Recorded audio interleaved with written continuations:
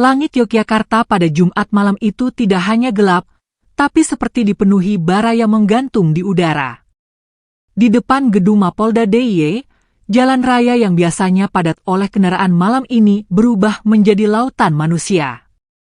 Mereka datang dari berbagai arah, mahasiswa dari kampus-kampus, buruh dari pabrik-pabrik pinggiran kota, ibu-ibu rumah tangga yang membawa termos berisi air minum, hingga pedagang kaki lima yang memutuskan berhenti berdagang demi ikut menyuarakan hati. Lebih dari 10.000 orang menjejali jalan, meluber hingga ke perempatan besar. Spanduk bertuliskan, "Rakyat tidak diam lagi," dan "Hidup mahasiswa" berkibar di atas kepala lautan massa. Obor dinyalakan, asap mengepul, lampu-lampu jalan tertelan dalam keremangan suasana penuh tegang. Suara toa meraung dari berbagai sudut. Saudara-saudara, malam ini kita tidak mundur sebelum suara kita didengar, teriak seorang orator muda, suaranya serak namun menyala. Massa menjawab dengan teriakan panjang, "Hidup! Hidup! Hidup rakyat!" Di sisi lain, pagar betis aparat kepolisian berdiri tegak.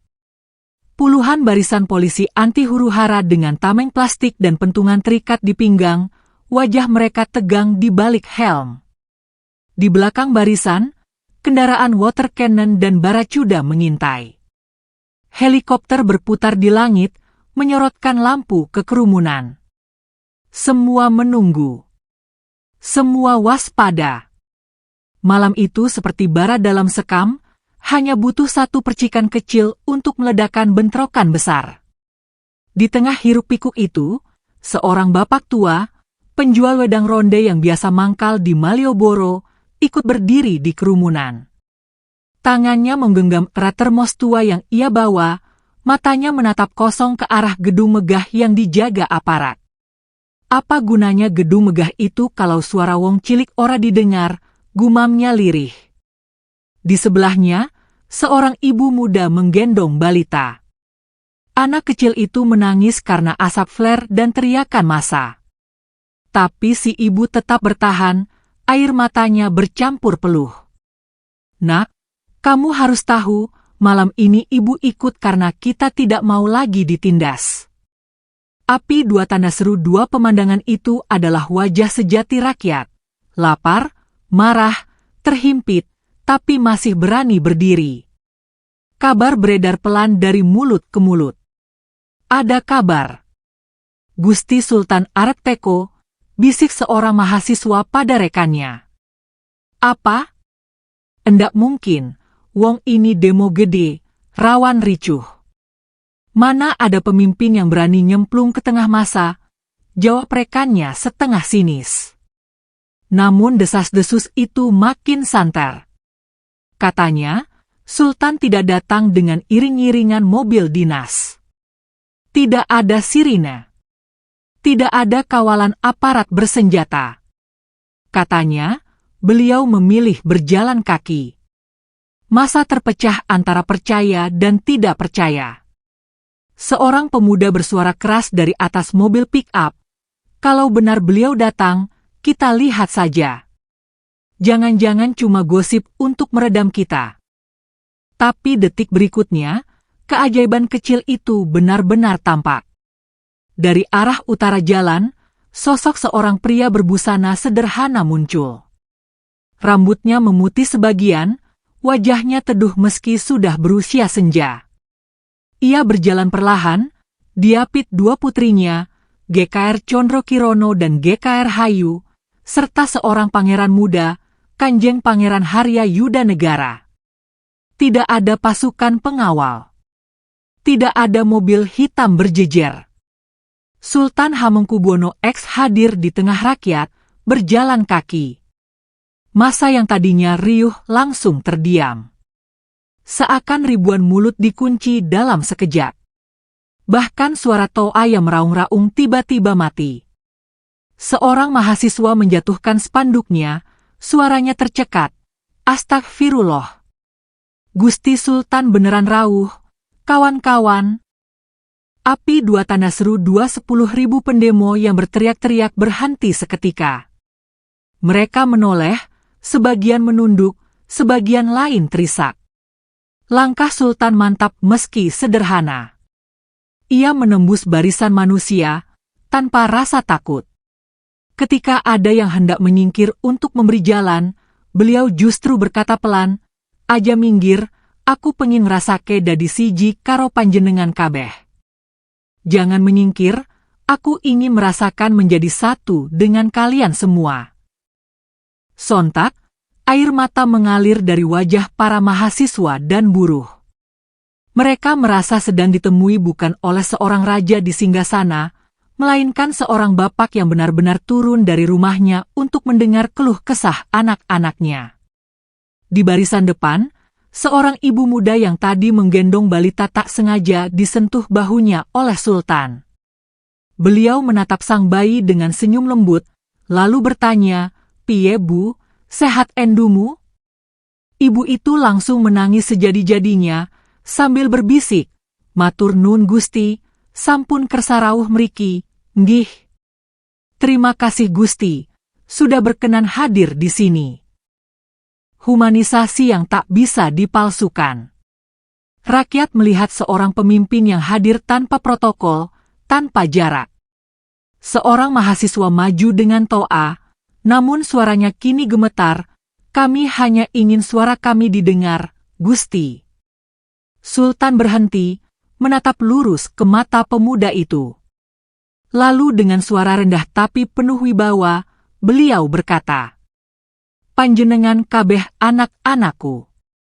Ye negara ora adil, negara kudu diruat maneh. Kalian semua anak-anakku. Jika negara tidak adil, maka negara harus disucikan kembali."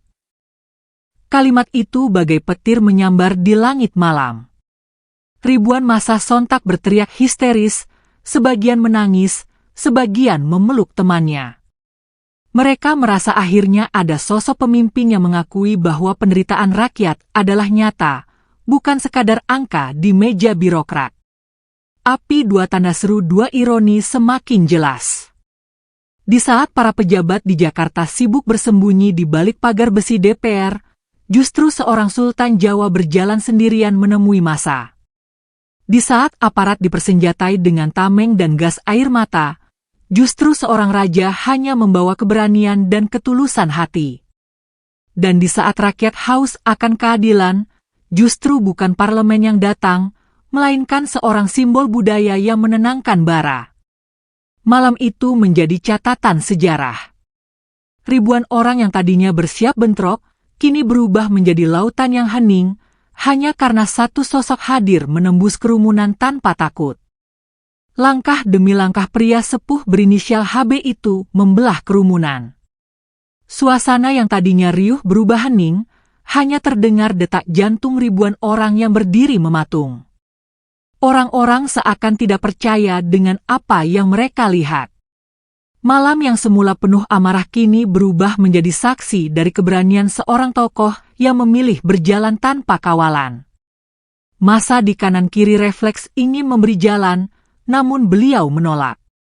Dengan suara tenang ia berkata, "Aja minggir, aku pengin ngrasake dadi siji karo panjenengan kabeh."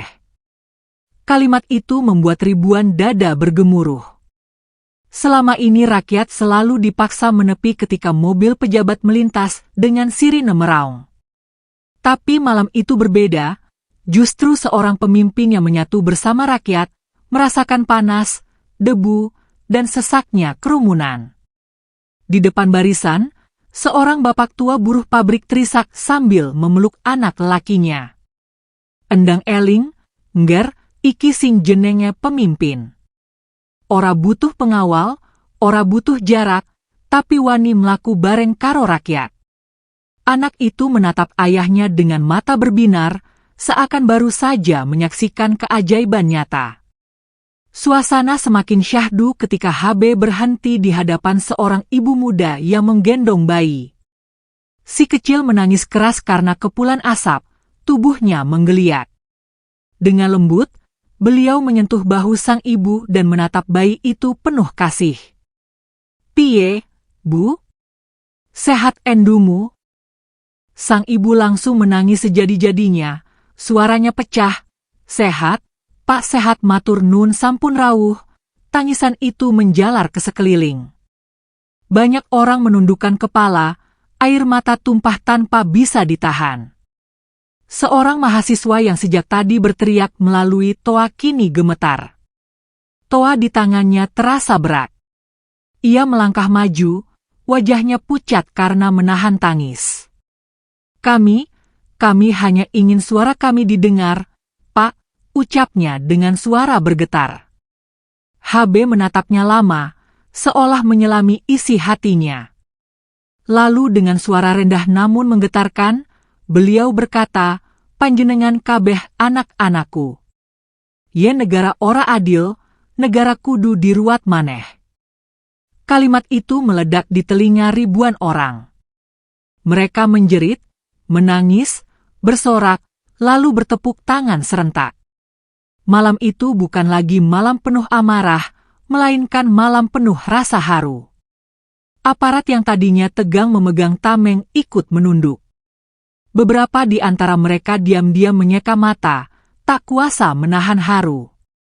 Wartawan sibuk menekan tombol kamera, memburu setiap detik momen yang tak mungkin terulang. Potongan gambar segera menyebar ke layar ponsel, ke televisi nasional, hingga ke media internasional. Dalam hitungan menit, dunia maya dipenuhi dengan gambar HB yang berjalan di tengah rakyat tanpa pengawalan.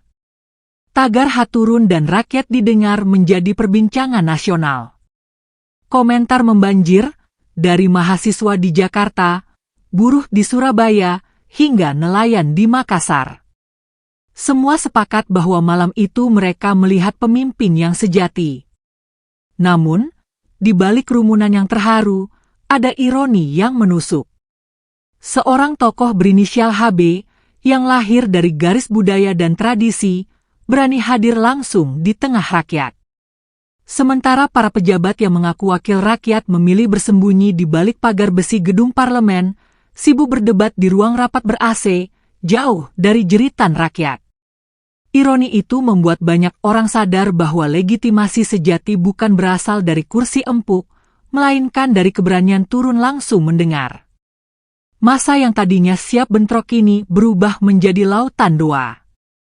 Ribuan tangan terangkat, mulut-mulut yang tadi berteriak kini berzikir. Seorang pemuda menutup wajah dengan kedua tangannya, berdoa sambil menangis, "Ya Allah, malam ini kami melihat pemimpin yang sesungguhnya. Jangan biarkan negeri ini buta lagi."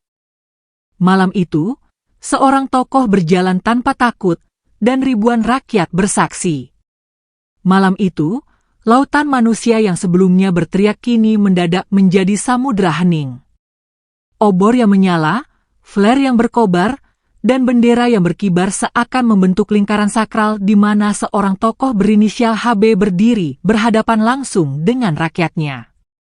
Api kemarahan yang tadi membakar dada masa kini berubah menjadi api yang menghangatkan, mengelilingi momen yang akan tercatat dalam ingatan banyak orang. Ribuan pasang mata terpaku pada sosok yang berdiri di depan barisan. Ia tidak berdiri di atas panggung tinggi, tidak berbicara dari balik mikrofon megah, tapi berdiri sejajar di antara rakyat. Suara-suara kecil dari kerumunan mulai terdengar, doa lirih, tangisan pelan, dan helaan napas yang berat. Seolah semua orang mengerti bahwa malam itu bukan sekadar demonstrasi, tapi sebuah persidangan batin antara pemimpin dan rakyatnya. Seorang mahasiswa dengan wajah letih melangkah maju. Jaket alma maternya sudah kusam, celananya berdebu. Di tangannya masih tergenggam toa, tapi kali ini ia tidak berteriak. Suaranya parau ketika berkata, "Kami hanya ingin suara kami didengar, Pak. Kami sudah lama menjerit, tapi telinga penguasa menutup. Kami ingin ada yang peduli." HB menatapnya penuh seksama, tidak terburu-buru menjawab. Beliau memandang mahasiswa itu dari ujung rambut hingga ke matanya, lalu melirik sejenak kerumunan di belakangnya. Dengan suara rendah tapi penuh wibawa, ia berucap, "Panjenengan kabeh anak-anakku. Yen negara ora adil, negara kudu diruat maneh." Kata-kata itu meluncur seperti gemuruh halilintar di langit yang mendung. Massa yang mendengar sontak berteriak histeris. Seorang ibu rumah tangga yang berdiri di barisan belakang terjatuh berlutut, menangis sambil memeluk anaknya. "Kita didengar, nak, kita akhirnya didengar." Mahasiswa-mahasiswa yang sebelumnya garang kini menutup wajah mereka dengan tangan, air mata membasahi pipi. Ada yang bersorak, ada yang menangis, ada pula yang hanya bisa terdiam karena terharu. Salah satu orator yang sejak sore berdiri di atas mobil pick-up ikut turun. Ia meletakkan toa di tanah, lalu berjalan mendekat dengan langkah gontai. Wajahnya yang tegang sejak awal aksi kini luluh. Ia menunduk di hadapan HB dan berkata dengan suara bergetar, "Kalau semua pemimpin seperti sampean, kami tidak perlu lagi turun ke jalan." Ucapan itu langsung disambut sorak gemuruh massa. Api demonstrasi yang tadinya siap membakar kini berubah menjadi pelita doa. Ribuan orang serentak duduk bersila di aspal, membuat lingkaran besar. Obor dan lilin menyala di antara mereka, menciptakan suasana seperti malam doa bersama. Polisi yang tadinya tegang dengan tameng di tangan mulai menurunkan perlengkapan. Beberapa dari mereka bahkan ikut duduk, menatap ke arah sosok itu dengan mata yang berkaca-kaca. Wartawan sibuk menekan tombol kamera. Lensa-lensa panjang mereka mengabadikan momen yang akan memenuhi halaman depan surat kabar esok hari. Kamera televisi menyorot wajah-wajah penuh air mata. Di layar kaca seluruh Indonesia, rakyat menyaksikan bagaimana seorang tokoh tunggal mampu menenangkan gelombang massa yang berpotensi ricuh, hanya dengan kehadiran dan ketulusan. Namun, di balik momen haru itu, ada ironi besar yang menggantung di udara. Seorang tokoh yang lahir dari garis budaya berani hadir sendirian di tengah massa, sementara pejabat-pejabat yang mengaku wakil rakyat memilih bersembunyi di balik pagar besi, rapat darurat di ruang dingin penuh pendingin udara. Malam itu rakyat membandingkan, dan perbandingan itu terasa menampar keras. Di media sosial, potongan video HB yang menembus kerumunan menyebar cepat. Tagar haturun dan rakyat didengar melesat jadi nomor 1 di trending topik. Netizen menuliskan kalimat penuh sindiran, yang menenangkan rakyat bukan polisi dengan gas air mata, tapi seorang tokoh yang datang berjalan kaki tanpa kawalan. Ada juga yang menulis, pemimpin itu bukan yang bersuara lantang di kursi rapat, tapi yang berani mendengar jeritan di jalanan. Efek domino pun mulai terasa. Mahasiswa di Bandung, Jakarta, dan Surabaya yang awalnya bersiap turun ke jalan mengubah arah aksi mereka. Mereka menggelar doa bersama sambil menonton rekaman malam itu. Para buruh di pabrik-pabrik menempelkan poster wajah HB dengan tulisan, "Kami hanya ingin didengar." Malam yang tadinya penuh amarah kini berubah menjadi malam doa nasional. Ribuan orang melantunkan zikir, saling menggenggam tangan, menutup mata, dan menangis. Seorang pemuda berbisik pada temannya, "Kita sudah menang malam ini. Bukan karena kebijakan berubah, tapi karena kita tidak lagi merasa sendiri." Namun, di balik semua itu, ada sesuatu yang menggantung. Para elit politik di pusat menatap layar televisi dengan wajah masam. Mereka merasa HB telah mencuri perhatian, membungkam amarah rakyat dengan cara yang mereka tidak mampu lakukan. Kalau rakyat membandingkan kita dengan dia, habis sudah elektabilitas kita, gerutu seorang pejabat di rapat darurat. Yang lain menimpali dengan nada cemas, "Kita harus cari cara membalikkan opini ini, kalau tidak, kita semua bisa tenggelam." Malam itu massa pulang dengan hati lega, aparat menarik barisan dengan wajah tenang, dan jalan raya kembali sunyi. Namun keheningan itu bukan keheningan biasa. Itu adalah keheningan penuh tanda tanya. Apakah momen ini akan menjadi awal perubahan besar? Ataukah justru akan menyalakan bara konflik politik yang lebih besar di balik layar? Malam itu berakhir dengan tenang, seakan semua orang baru saja terbangun dari mimpi panjang yang melelahkan.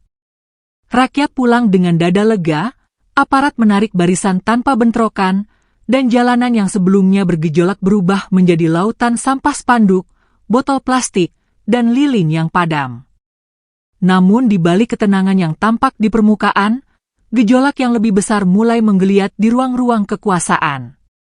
Di ibu kota, di sebuah gedung rapat yang dingin dengan lampu putih menyilaukan, para pejabat berwajah tegang duduk melingkar.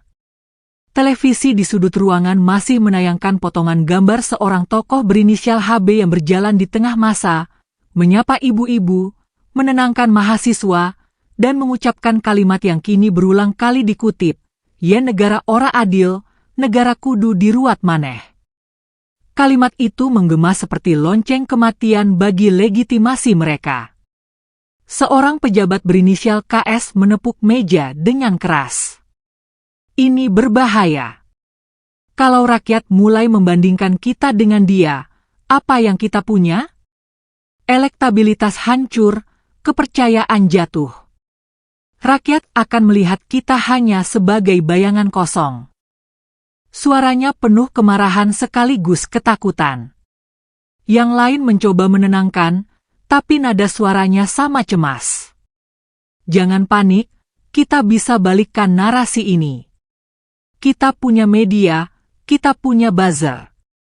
Kalau perlu, kita framing saja bahwa HB melanggar protokol keamanan, atau dia sedang mencari panggung politik. Ironi yang begitu telanjang, rakyat melihat seorang tokoh berjalan tanpa kawalan dan justru merasa terlindungi, sementara para pejabat bersembunyi di balik 1000 pasukan bersenjata namun tetap ketakutan pada suara rakyat. Malam itu menelanjangi kelemahan sistem. Bukan rakyat yang kalah, tapi wibawa para elit yang runtuh. Sementara itu, di rumah-rumah sederhana, di warung kopi, di pos ronda, obrolan rakyat hanya satu, keberanian HB. Mereka menceritakan dengan antusias bagaimana sosok sepuh itu menyapa ibu-ibu, menenangkan mahasiswa, dan membuat ribuan orang berhenti berteriak. Iki sing jenenge pemimpin. Ora butuh janji-janji, cukup wani nyedek karo rakyat, ujar seorang bapak di angkringan, disambut anggukan setuju dari yang lain. Di media sosial, gelombang simpati tidak terbendung. Foto dan video menyebar ke segala penjuru. Tagar haturun, rakyat didengar, dan pemimpin sejati menempati posisi teratas. Mimim bermunculan, membandingkan sosok sederhana itu dengan pejabat yang tampil di gedung megah dengan jas mahal. Salah satu tulisan viral berbunyi, yang membuat rakyat tenang bukan gas air mata, tapi tatapan seorang bapak yang mau mendengar. Ironi politik semakin dalam ketika aksi-aksi serupa di kota lain berubah drastis. Di Bandung, mahasiswa yang semula hendak bentrok memilih menyalakan lilin dan berdoa. Di Surabaya, ribuan buruh yang hendak berorasi memilih memutar video pidato HB dan menyimaknya bersama-sama. Di Makassar, nelayan yang tadinya ingin long march ke kantor gubernur justru mengibarkan spanduk bertuliskan, "Kami hanya ingin didengar, bukan dipukul." Efek domino itu membuat para elit politik semakin gelisah. Di ruang rapat darurat, seorang pejabat muda berbisik lirih, "Kita sedang kalah, bukan karena senjata, tapi karena hati rakyat berpaling." Kalimat itu membuat ruangan hening. Tidak ada yang berani membantah, karena semua sadar betapa rapuhnya posisi mereka saat ini. Namun, bukan hanya rakyat yang merasakan haru. Aparat di lapangan juga terhanyut. Seorang polisi muda yang bertugas malam itu menulis di akun pribadinya, "Saya tidak pernah melihat massa sebesar itu bisa hening hanya karena satu orang berjalan di antara mereka. Malam ini saya belajar, kekuatan sejati bukan di tameng dan senjata, tapi di hati." Tulisan itu viral, dibagikan ribuan kali. Ironi itu membuat perbedaan semakin jelas. Kekuasaan yang memaksa rakyat tunduk dengan kekerasan justru melemah, sementara keberanian mendengar menjelma menjadi kekuatan yang tak terbantahkan. Meski begitu, ada rasa takut yang mengintai. Malam itu, beberapa orang di sekitar HB berbisik cemas. Sampean wis adoh banget melebu wilayah rakyat. Akeh sing ora seneng karo iki. Sampean kudu ati-ati. Mereka khawatir keberanian HB justru akan dijadikan senjata oleh mereka yang merasa kekuasaannya terancam. Namun beliau hanya tersenyum, tenang seolah tidak tergoyahkan. Aku mung arep ngrungokke. Yen ngrungokke wae kudu wedi, terus kepiye nasibe rakyat iki? Kalimat itu sederhana, tapi cukup untuk membuat orang-orang di sekitarnya terdiam. Di kejauhan, kamera televisi masih merekam. Wartawan masih sibuk mengirimkan berita. Dan di ruang-ruang kekuasaan, elit masih mencari cara menyelamatkan diri dari arus simpati rakyat yang tak terbendung.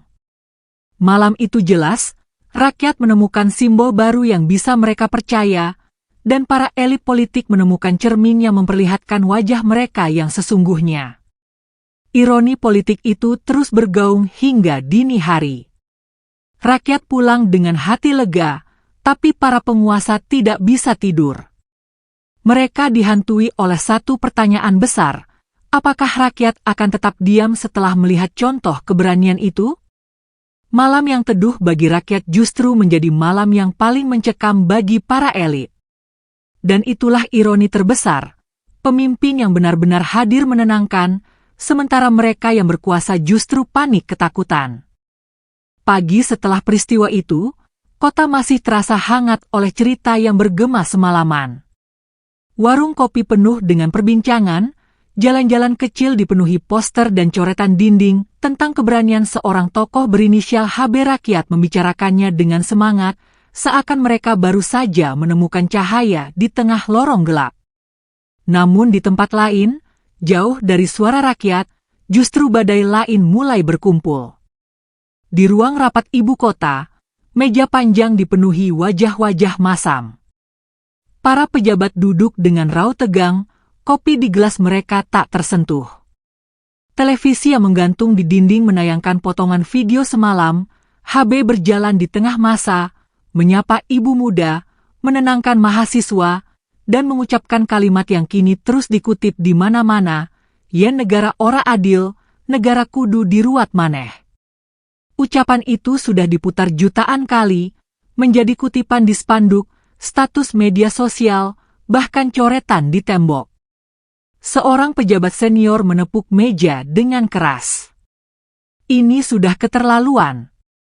Apa dia ingin menunjukkan bahwa kita semua pengecut? Kenapa harus hadir langsung ke masa tanpa protokol keamanan? Dia seolah mempermalukan kita di depan rakyat. Suaranya keras, tapi sebenarnya gemetar karena ketakutan. Yang lain menimpali dengan nada sinis. Kalau dibiarkan, simpati rakyat makin membesar. Elektabilitas partai kita jatuh. Orang-orang akan membandingkan kita dengan dia. Kita harus segera bertindak, jangan biarkan narasi ini dikuasai sepenuhnya olehnya. Sebagian mengangguk, sebagian lain tetap diam. Ketegangan terasa kental. Mereka sadar, apapun langkah yang mereka ambil bisa menjadi bumerang. Menghadapi rakyat dengan kekerasan hanya akan memperburuk keadaan. Mengabaikan keberanian HB akan membuat legitimasi mereka semakin runtuh. Di saat yang sama, berita internasional sudah menyebar. Media asing menulis tentang seorang tokoh Jawa yang menenangkan lautan massa hanya dengan berjalan kaki. BBC menurunkan judul, "A Leader Who Listens, a Nation That Responds." Al Jazeera menulis, "Indonesian Protest Transformed by a Symbol of Humility."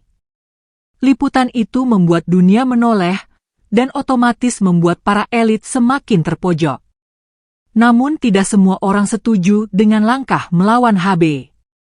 Beberapa pejabat muda mengingatkan, kalau kita serang dia dengan narasi buruk, justru rakyat akan semakin simpati padanya.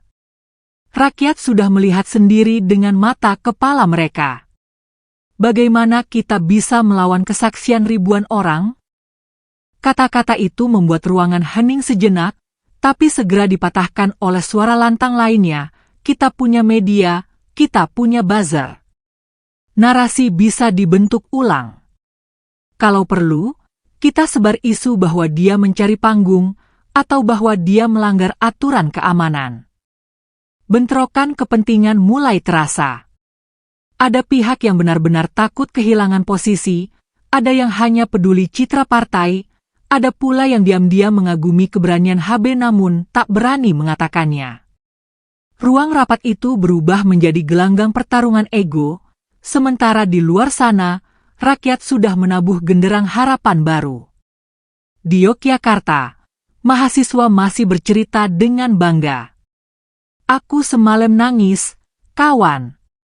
Aku orang nyangka ana pemimpin sing wani nyedek karo rakyat mono. Aku bakal kelingan seumur hidup.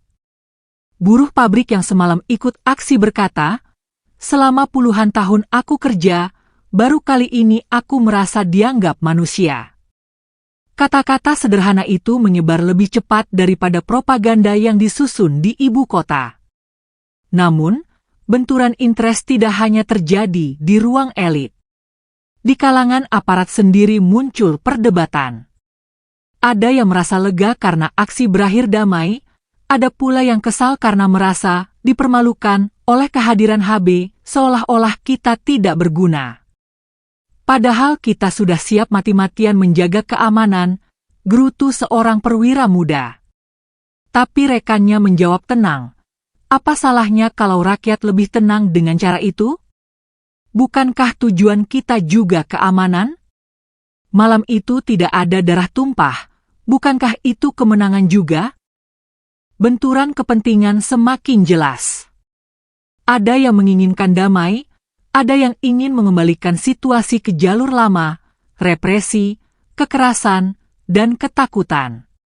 Semua pihak menarik ke arah masing-masing, sementara rakyat di bawah mulai merasakan kekuatan suara mereka. HB sendiri tetap tenang. Ketika ditanya oleh orang dekatnya apakah beliau tidak takut dengan reaksi para elit, ia hanya menjawab singkat, aku mung arep ngrungokke. Yen ngrungokke wae dianggap ancaman, terus kepiye nasibe rakyat iki? Kalimat itu kembali menjadi bahan pembicaraan. Kesederhanaan jawabannya justru membuat banyak orang makin yakin bahwa keberaniannya bukan pencitraan, tapi ketulusan. Di sisi lain, kelompok kepentingan politik mulai menyusun strategi lebih tajam. Mereka menghubungi media, menyebarkan isu, dan menyiapkan jurus untuk mengaburkan simpati rakyat. Ada yang menekan agar aksi massa berikutnya dicegah, ada pula yang merancang wacana baru untuk meredam gelombang. Tapi rakyat sudah telanjur merasakan sesuatu yang berbeda. Sekali mereka merasakan didengar, sulit untuk kembali dibungkam. Benturan interest itu seperti dua kereta yang melaju dari arah berlawanan. Di satu sisi, rakyat dan simbol keberanian mereka yang makin kokoh. Di sisi lain, elit politik dengan kekuasaan dan sumber daya yang enggan runtuh. Pertemuan keduanya tak terhindarkan. Pertanyaan besar hanya satu. Siapa yang akan lebih dulu menyerah? Malam itu, di rumah-rumah sederhana, rakyat tidur dengan senyum tipis di wajah mereka, percaya bahwa harapan masih ada. Sementara di ruang kekuasaan, elit gelisah, cemas akan kehilangan segalanya. Dua dunia yang berbeda, dua kepentingan yang bertabrakan, dan sebuah benturan besar yang belum menunjukkan ujungnya. Hari-hari setelah peristiwa itu berubah menjadi rangkaian kejutan yang tak seorang pun perkirakan. Apa yang awalnya hanya dianggap sebagai sebuah demonstrasi lokal, tiba-tiba menjelma menjadi gelombang besar yang menyapu hampir seluruh penjuru negeri. Semua dimulai dari rekaman singkat, sebuah video berdurasi 2 menit yang memperlihatkan seorang tokoh berinisial HB berjalan pelan menembus kerumunan, menyapa seorang ibu muda, lalu berkata lirih, "Ye negara ora adil, negara kudu diruat maneh." Video itu diunggah oleh seorang mahasiswa ke media sosial, dan dalam hitungan jam, ditonton jutaan orang. Tak hanya ditonton, video itu dibagikan, dikutip, ditulis ulang, dan dijadikan simbol. Anak-anak muda membuat poster digital dengan wajah HB dan kalimat itu terpampang besar. Buruh mencetak spanduk dengan kata-kata yang sama, memasangnya di depan pabrik-pabrik. Nelayan menempelkan tulisan itu di kapal-kapal kecil mereka. Bahkan sopir angkot dan ojek online menjadikan kalimat itu sebagai stiker di kendaraan. Simbol itu menjelma menjadi bahasa perlawanan baru yang sederhana namun penuh makna. Efek domino mulai terlihat di kota-kota lain. Di Bandung, ribuan mahasiswa berkumpul di lapangan gazebo. Mereka tidak membawa toa atau batu, melainkan lilin dan poster wajah HB. Mereka duduk bersila, bernyanyi pelan, lalu menonton ulang rekaman itu di layar lebar yang dipasang di tengah lapangan. Seseorang berteriak, "Kita hanya ingin didengar," dan serentak ribuan suara menjawab, "Kami semua hanya ingin didengar." Di Surabaya, para buruh yang semula merencanakan mogok kerja berhari-hari berubah strategi.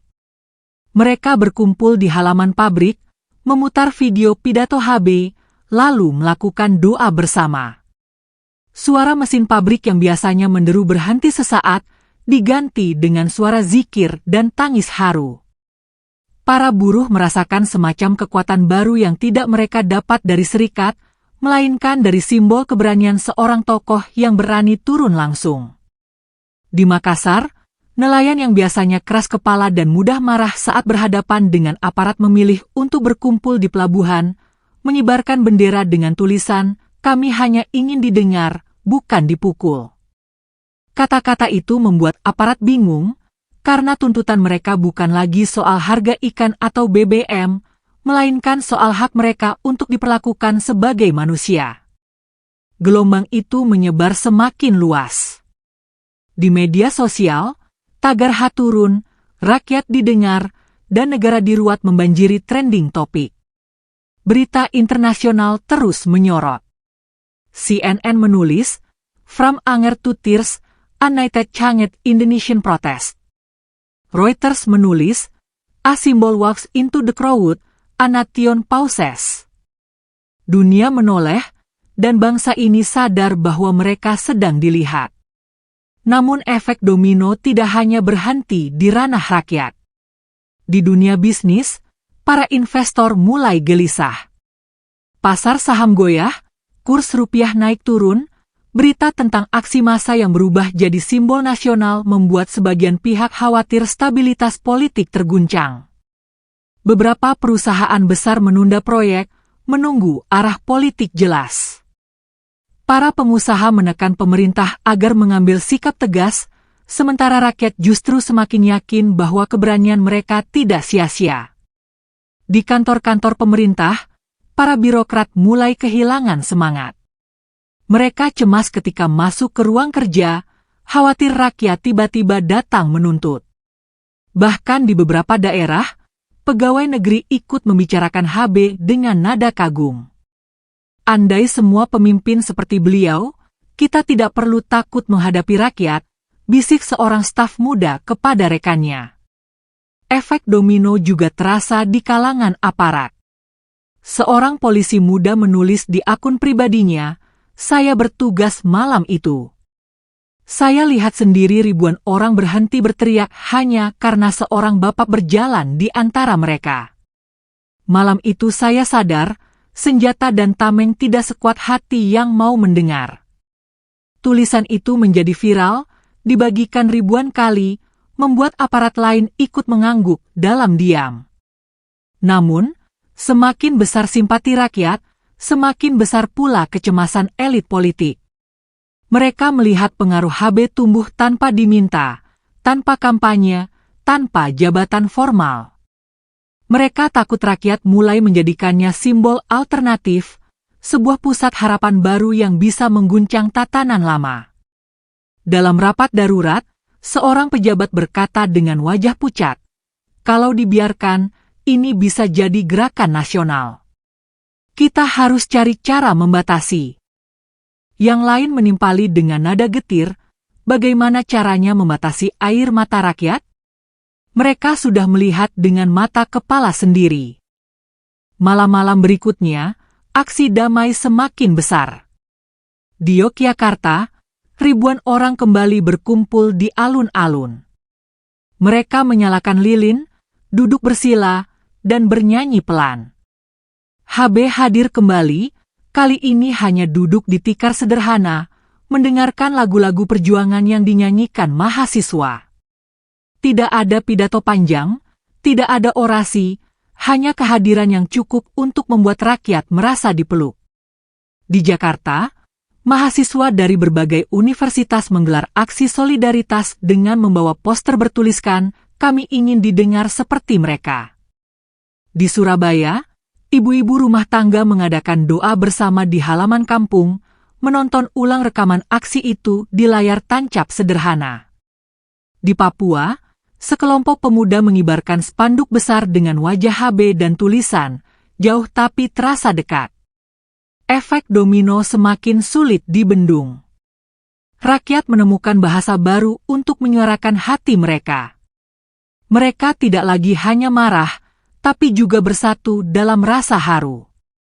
Mereka tidak lagi hanya menuntut, tapi juga mengingatkan bahwa yang mereka minta sederhana, didengar. Namun justru kesederhanaan itulah yang membuat para penguasa ketakutan. Mereka bisa melawan tuntutan politik yang rumit, bisa berdebat tentang angka dan regulasi, tapi bagaimana cara mereka melawan permintaan sederhana untuk didengar? Bagaimana cara mereka menghadapi air mata ibu-ibu, tangis mahasiswa, dan senyum nelayan yang merasa dihargai? Efek domino itu sudah berjalan. Tidak ada yang bisa menghentikannya. Malam yang dimulai dengan api kemarahan kini berubah menjadi cahaya yang menyorot seluruh negeri. Satu langkah kecil telah mengguncang sebuah sistem besar, dan semua orang sadar negeri ini sedang berada di persimpangan jalan. Hari-hari berlalu, dan gema malam penuh haru itu semakin sulit dibendung.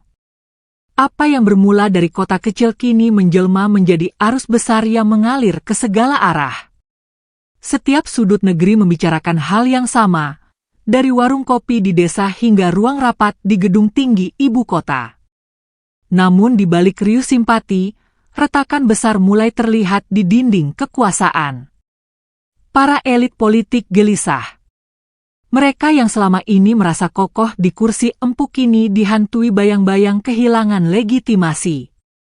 Di layar kaca, rakyat tidak lagi menyebut nama mereka dengan hormat, melainkan dengan nada sinis. Sebaliknya, mereka memuji seorang tokoh berinisial HB yang datang tanpa pengawalan, berjalan kaki, dan berani menyapa rakyat. Perbandingan itu tidak terhindarkan, dan semakin hari semakin memperlebar jarak antara rakyat dan pemerintah. Dalam sebuah rapat darurat yang berlangsung hingga larut malam, suasana menegang. Seorang pejabat senior berkata dengan suara tinggi, "Kalau ini terus berlanjut, kita akan hancur." Rakyat sudah tidak percaya lagi. Mereka hanya mendengar satu orang itu, bukan kita. Apa gunanya kita punya kursi, punya jabatan, kalau rakyat tidak lagi melihat kita sebagai pemimpin? Yang lain mencoba mencari jalan keluar. Kita harus balikkan narasi. Kita punya media. Kita bisa katakan dia melanggar protokol, atau membuat kericuhan semakin besar dengan hadirnya dia. Tetapi suara itu segera dipatahkan oleh yang lain. Bagaimana bisa? Semua orang melihat dengan mata kepala sendiri bahwa justru dengan kehadirannya, kericuhan berhenti. Fakta itu terlalu telanjang untuk diputarbalikkan. Dinding kekuasaan mulai retak dari dalam. Ada yang ingin menyerang, ada yang ingin bertahan, ada yang bahkan diam-diam mengagumi HB. Sebagian pejabat muda berbisik di koridor, kalau pemimpin kita setengah saja seperti dia, rakyat tidak akan marah sebesar ini. Kalimat itu menyebar, menimbulkan rasa takut sekaligus malu di kalangan penguasa. Retakan itu makin jelas ketika beberapa anggota aparat sendiri mulai bersuara. Seorang perwira menulis secara anonim di forum internal, "Malam itu saya melihat massa sebesar itu menjadi tenang hanya karena seorang tokoh sepuh berjalan di antara mereka. Itu pelajaran besar. Bukan kekerasan yang menenangkan rakyat, tapi keberanian mendengar." Tulisannya bocor ke media, menjadi bahan perbincangan luas, membuat dinding kekuasaan semakin rapuh. Di sisi rakyat, suasana berbeda sama sekali. Mereka merasa menemukan kembali harga diri yang selama ini hilang.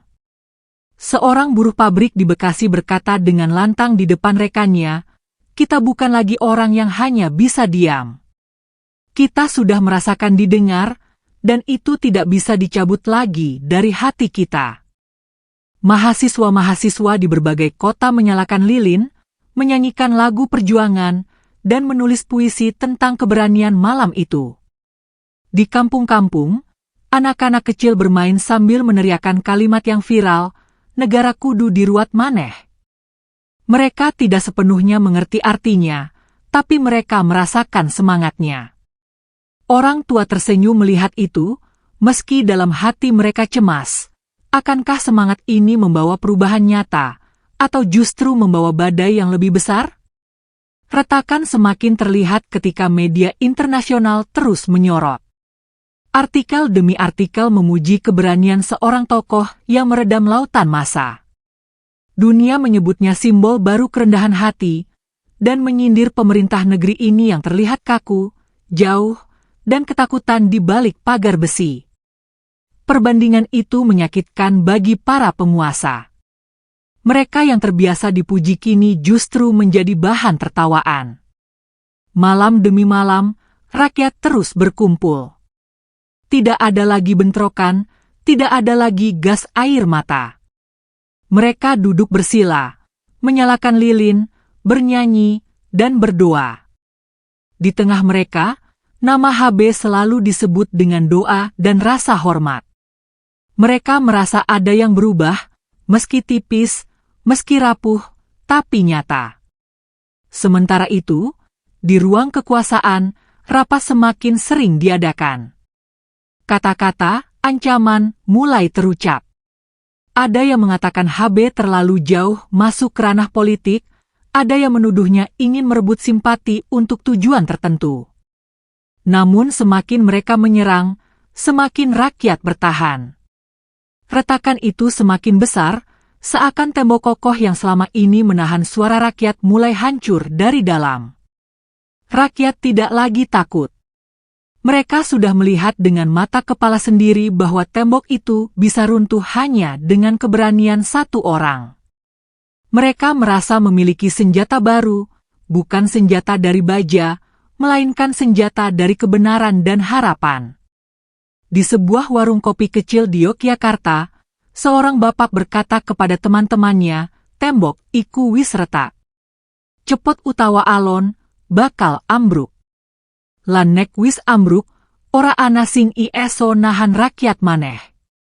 Semua yang mendengar mengangguk, karena mereka tahu kalimat itu bukan sekadar omong kosong, tapi kenyataan yang perlahan terbentuk. Dinding kekuasaan yang selama ini tampak kokoh kini penuh retakan. Dan rakyat tahu, tinggal menunggu waktu sebelum retakan itu berubah menjadi runtuhan besar. Api kecil yang awalnya hanya menyala di satu kota kini menjelma menjadi nyala besar yang menyinari seluruh negeri. Peristiwa malam itu, saat seorang tokoh berinisial HB berjalan menembus kerumunan tanpa pengawalan, menjadi cerita yang terus diulang-ulang di mana saja, di warung kopi, di pasar, di kampus, hingga di beranda rumah. Bagi rakyat, kejadian itu bukan sekadar aksi spontan, melainkan titik balik. Seolah-olah ada dinding besar yang selama ini menutupi suara mereka retak, dan cahaya berhasil menembusnya. Setiap hari, kabar baru bermunculan. Di Bandung, mahasiswa membangun tenda di depan gedung pemerintahan. Mereka tidak lagi membawa batu atau kayu, melainkan lilin dan pengeras suara untuk membacakan puisi. Satu persatu mahasiswa naik ke panggung kecil yang mereka buat, membacakan sajak yang seluruhnya mengutip kalimat HB, "Yen negara ora adil, negara kudu diruat maneh." Ribuan orang yang mendengar terisak, sebagian merekam, sebagian hanya menunduk sambil menangis. Di Surabaya, buruh pabrik yang biasanya sibuk dengan mesin memilih berhenti bekerja sejenak. Mereka berkumpul di lapangan pabrik, duduk bersila, dan memutar video malam itu di layar besar yang mereka pasang seadanya. Saat wajah HB muncul, semua berdiri, mengangkat tangan, dan berteriak bersama, "Kami hanya ingin didengar." Teriakan itu menggema lebih keras daripada mesin-mesin industri. Di Makassar, nelayan menggelar aksi damai di pelabuhan. Mereka tidak mengangkat senjata atau parang, melainkan bendera kain lusuh bertuliskan, "Kami hanya manusia, bukan angka." Mereka berbaris di pinggir dermaga, menatap laut sambil menyanyikan lagu perjuangan. Anak-anak mereka ikut, duduk di perahu kecil sambil melambai-lambaikan tangan. Kamera televisi menyorot, mengirimkan gambar itu ke seluruh negeri, membuat jutaan orang terharu. Gelombang itu juga sampai ke Papua. Sekelompok pemuda mengibarkan spanduk dengan wajah HB dan tulisan, "Jauh tapi terasa dekat." Mereka menari tarian tradisional, menggabungkan budaya lokal dengan semangat baru yang lahir dari malam itu. Mereka merasa tidak lagi sendirian, karena ada simbol yang mereka percaya benar-benar mendengar. Media sosial menjadi lautan dukungan. Tagar rakyat didengar, haturun, dan negara diruat terus bertahan di posisi teratas. Video, poster digital, dan puisi pendek bertebaran dibagikan jutaan kali. Bahkan anak-anak sekolah menuliskan kalimat itu di papan tulis, menjadikannya bahan diskusi di kelas. Guru-guru tersenyum getir, tahu bahwa anak-anak itu sedang belajar tentang keberanian dengan cara yang nyata. Namun semakin api itu menyebar, semakin panik para elit politik. Mereka berkumpul lagi dalam rapat darurat. Wajah-wajah pucat, suara-suara bergetar. Ini tidak bisa dibiarkan. Gelombang ini makin membesar. Kalau terus begini, rakyat akan menolak kita mentah-mentah. Kita harus hentikan sebelum terlambat. Ada yang mengusulkan cara keras. Bubarkan saja dengan kekuatan. Kalau perlu, gunakan gas air mata, tangkap para provokatornya. Tapi suara itu langsung ditentang. Tidak bisa. Kalau kita lakukan itu, rakyat justru makin marah. Mereka akan bilang kita menindas. Ingat, mata dunia sedang menatap. Satu peluru yang ditembakkan, satu gas air mata yang dilepaskan, bisa jadi api yang membakar kita semua. Perdebatan itu berlangsung panas, sementara di luar sana, api rakyat terus menyala. Tidak ada kekerasan, tidak ada bentrokan, tapi justru itulah yang menakutkan bagi para elit. Karena biasanya mereka tahu cara meredam amarah dengan kekerasan, namun bagaimana cara mereka meredam air mata dan doa? HB sendiri tetap tenang. Beliau hadir lagi di tengah rakyat, kali ini hanya duduk di tikar sederhana, mendengarkan lagu perjuangan yang dinyanyikan mahasiswa. Tidak ada orasi panjang, tidak ada pidato megah, hanya kehadiran yang cukup untuk membuat ribuan orang merasa dipeluk. Rakyat berdoa bersama, menyebut namanya dengan penuh haru. Seorang mahasiswa berteriak sambil menangis, "Pak, sampean sudah mengajarkan kami arti pemimpin. Kami tidak akan lupa seumur hidup." Api itu tidak hanya menyebar di jalanan, tapi juga di hati orang-orang yang sebelumnya apatis. Pegawai kantor, guru, bahkan pedagang kecil kini ikut bicara. Mereka merasa suara mereka punya arti. Mereka merasakan bahwa perubahan mungkin saja terjadi, meski perlahan. Namun di balik semua itu, bahaya mengintai. Semakin api menyebar, semakin banyak pihak yang merasa terancam. Para elit politik tidak tinggal diam. Mereka mulai menggerakkan media untuk menyebarkan isu miring. Ada yang mengatakan HB mencari panggung. Ada yang menuduhnya melanggar aturan. Bahkan ada yang menyebarkan kabar bahwa ia punya agenda tersembunyi. Tapi rakyat tidak percaya. Mereka sudah melihat dengan mata kepala sendiri. Mereka sudah merasakan langsung. Semua upaya itu jatuh seperti debu yang tertiup angin. Semakin para elit menyerang, semakin rakyat bertahan. Semakin mereka menuduh, semakin rakyat mencintai. Api itu sudah menyebar.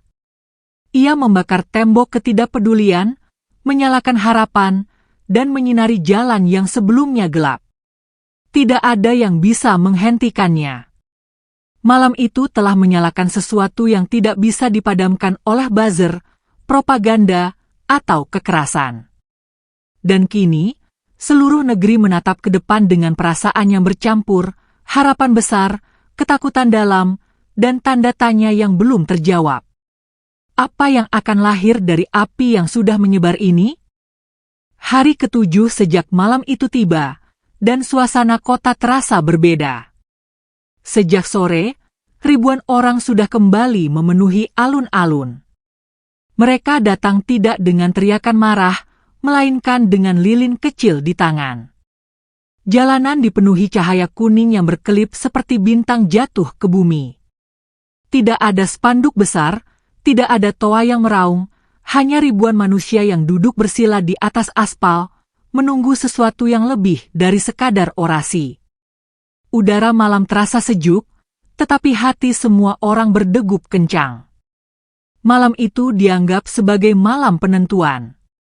Bagi rakyat, ini adalah saat untuk menunjukkan bahwa suara mereka tidak akan padam. Bagi aparat, ini adalah ujian untuk membuktikan apakah mereka benar-benar bisa menjaga tanpa melukai. Dan bagi para elit di balik layar, ini adalah momen yang menakutkan, apakah retakan di dinding kekuasaan akan runtuh malam ini, atau masih bisa ditambal. Ketika cahaya lilin semakin banyak, sosok berinisial HB akhirnya muncul. Tidak ada sirine, tidak ada pengawalan, tidak ada mobil mewah. Ia berjalan pelan, dengan pakaian sederhana, dan duduk di atas tikar usang di tengah kerumunan. Tidak ada panggung, tidak ada kursi empuk, hanya tikar yang sama dengan yang dipakai rakyat. Saat beliau duduk, ribuan orang spontan berdiri, menyalakan lilin lebih tinggi, dan menyanyikan lagu perjuangan dengan suara yang bergetar. Malam itu, tidak ada pidato panjang. Tidak ada kalimat retoris yang disusun. HB hanya duduk diam, menatap wajah-wajah penuh harap di sekelilingnya.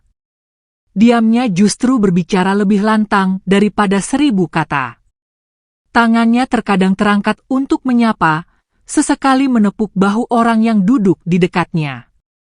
Ribuan orang menatapnya dengan mata basah, merasa seakan seluruh luka mereka diakui hanya dengan keberadaannya. Di depan barisan mahasiswa, seorang pemuda dengan suara serak berteriak, "Pak, sampean wis ngajarno kita kabeh opo artine pemimpin. Ora kudu nganggo kursi tinggi, ora kudu nganggo sirine, cukup wani lungguh bareng rakyat." Suara itu mengguncang alun-alun, disambut sorakan dan tangisan ribuan orang. Mereka bertepuk tangan, sebagian memukul tanah, sebagian merangkul teman di sampingnya. Doa-doa bergema. Seorang ibu rumah tangga memimpin bacaan tahlil, diikuti ribuan suara yang serentak menyebut nama Allah. Suasana yang sebelumnya panas oleh demonstrasi kini berubah menjadi malam penuh spiritualitas. Bahkan aparat yang berjaga di sisi jalan ikut menunduk, meletakkan tameng mereka, dan ikut membaca doa dengan lirih. Tidak ada lagi garis pemisah antara rakyat dan aparat, semua melebur dalam satu lingkaran harapan. Di layar-layar televisi, siaran langsung menayangkan momen itu ke seluruh negeri. Jutaan pasang mata menyaksikan lilin-lilin yang menyala, wajah-wajah penuh air mata, dan sosok HB yang duduk tenang di tikar sederhana. Di media sosial, komentar bermunculan tanpa henti. Malam ini sejarah sedang ditulis, tulis seorang netizen. Yang lain menambahkan, kita sedang menyaksikan lahirnya bahasa baru rakyat, bahasa air mata dan keberanian. Namun di balik semua itu, kecemasan semakin besar di ruang-ruang kekuasaan. Para elit yang menyaksikan lewat televisi berdebat sengit. Ada yang berkata, kalau kita diam saja, besok gelombang ini semakin besar. Ini harus dihentikan. Yang lain menimpali, hentikan bagaimana? Mereka hanya berdoa, hanya menyalakan lilin. Kalau kita bubarkan, dunia akan melihat kita sebagai tiran. Kalau kita biarkan, kita kehilangan kuasa. Apa yang harus kita lakukan? Tidak ada jawaban, hanya ketakutan yang makin menebal. Di lapangan, malam itu semakin larut, tapi tidak ada yang ingin pulang. Ribuan orang tetap duduk bersila, lilin masih menyala, lagu-lagu perjuangan terus dinyanyikan.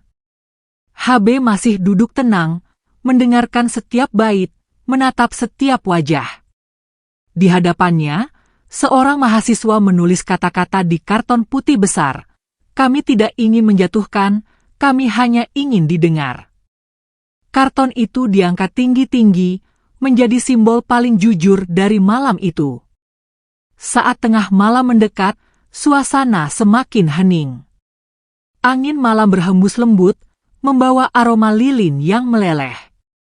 Ribuan lilin yang menyala seakan menyatu menjadi satu cahaya besar yang membungkus alun-alun. Orang-orang merapatkan tubuh, saling menggenggam tangan. Doa kembali bergema, kali ini lebih lirih, lebih dalam, lebih menggetarkan. HB akhirnya berdiri perlahan. Semua orang langsung berdiri mengikuti. Ia tidak berpidato panjang, hanya mengangkat tangan dan berkata dengan suara yang pelan tapi tegas, kita ora butuh kekerasan. Kita mung butuh ngrungokke. Saben wong duwe suara, lan saben suara kudu didelok dadi kebenaran. Kalimat itu mengguncang malam. Ribuan orang berteriak serentak, hidup rakyat. Hidup keadilan. Malam itu berakhir tanpa bentrokan, tanpa gas air mata, tanpa luka. Justru berakhir dengan pelukan, dengan air mata, dan dengan rasa persaudaraan yang sulit dilukiskan. Rakyat pulang dengan hati lega, aparat menarik barisan dengan senyum tipis, dan kota menjadi saksi bahwa malam itu adalah malam penentuan. Namun pertanyaan besar menggantung di udara. Apa yang akan terjadi setelah ini? Apakah suara rakyat benar-benar akan didengar? Atau justru para elit akan mencari cara untuk menutup rapat-rapat retakan yang sudah jelas terlihat? Malam itu memberi harapan, tetapi juga menyisakan ketidakpastian yang tajam. Rakyat berjalan pulang dengan cahaya lilin yang perlahan padam di tangan mereka. Tetapi di dalam hati, api itu tetap menyala. Malam penentuan telah berlalu, dan semua orang tahu, sejarah tidak akan pernah kembali seperti semula. Subuh menyapa dengan cahaya pucat di langit timur. Kota yang semalam dipenuhi lautan manusia kini tampak lengang. Lilin-lilin yang sudah meleleh masih berjejer di jalan, meninggalkan jejak malam penuh doa. Spanduk yang kusut, botol air kosong, dan tikar lusuh berserakan di alun-alun. Namun sisa-sisa itu bukan sekadar sampah. Ia adalah bukti bahwa semalam rakyat telah bersatu, bukan karena kemarahan, tetapi karena harapan.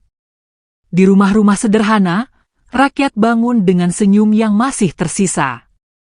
Mereka bercerita tentang malam penentuan, tentang ribuan lilin yang menyala, tentang suara doa yang menggema. Anak-anak kecil menirukan teriakan yang mereka dengar semalam, "Kami hanya ingin didengar." Orang tua menatap mereka dengan mata berbinar, merasa bahwa generasi baru sudah belajar arti keberanian. Namun di ruang-ruang kekuasaan, suasana berbeda sama sekali. Para elit politik tidak tidur semalaman. Mereka mengadakan rapat darurat, saling tuding, saling menyalahkan. Wajah mereka tegang, suara mereka keras, tetapi isi hati mereka sama, ketakutan. Ketakutan karena tembok yang selama ini mereka bangun retak. Ketakutan karena rakyat menemukan suara baru yang tidak bisa dibungkam dengan propaganda atau gas air mata. Seorang pejabat senior berkata dengan suara parau, "Kalau kita biarkan, ini akan jadi gelombang nasional yang kita tidak bisa kendalikan. Rakyat akan menolak kita semua. Mereka hanya percaya pada HB, bukan pada kita lagi." Suasana hening sejenak, lalu seseorang menimpali dengan getir, "Tapi bagaimana cara menghentikan seseorang yang hanya duduk di tikar sederhana dan mendengarkan rakyat? Bagaimana cara melawan doa dan air mata?" Malam penentuan telah membuat segalanya jelas. Kekuasaan bukan lagi ditentukan oleh kursi atau jabatan, tetapi oleh keberanian hadir di tengah rakyat. Itulah yang menakutkan bagi mereka yang selama ini menggenggam kuasa tanpa hati. HB sendiri tidak pernah mengklaim apa-apa. Ia hanya pulang dengan tenang setelah malam itu, tanpa pengawalan, tanpa pernyataan resmi. Tetapi rakyat sudah menanam sosoknya dalam hati. Ia menjadi simbol, bukan hanya bagi kota itu, tapi bagi seluruh negeri. Nama dan inisialnya ditulis di dinding-dinding, di kertas-kertas kecil, di status media sosial. Ia menjadi milik rakyat, bukan milik dirinya sendiri. Efek domino tidak berhenti. Di berbagai daerah, rakyat menggelar aksi damai serupa. Mereka menyalakan lilin, duduk bersama, berdoa, dan menolak kekerasan. Mereka membawa poster dengan wajah HB, bukan sebagai kultus individu, tetapi sebagai simbol keberanian untuk mendengar. Para elit panik, tetapi mereka tidak bisa lagi menutup mata.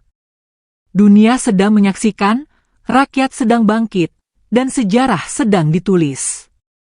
Namun, di balik semua itu, pertanyaan besar menggantung. Apakah setelah semua ini, ada perubahan nyata?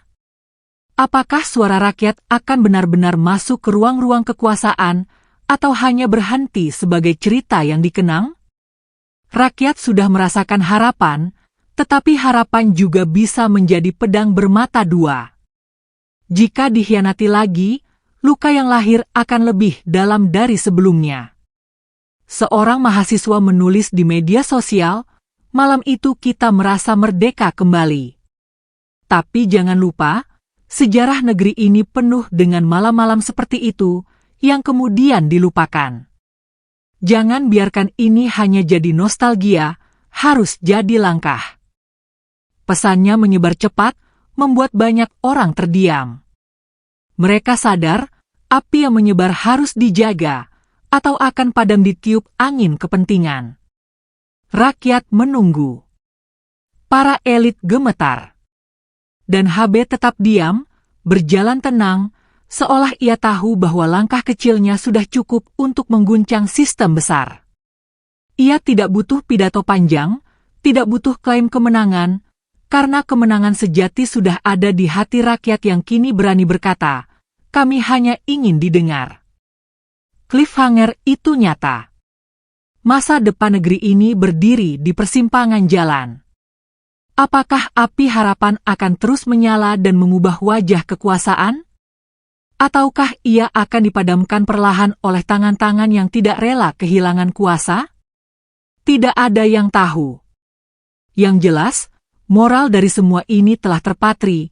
Seorang pemimpin sejati tidak butuh sirine, tidak butuh pengawalan, cukup keberanian untuk duduk bersama rakyat dan mendengarkan mereka.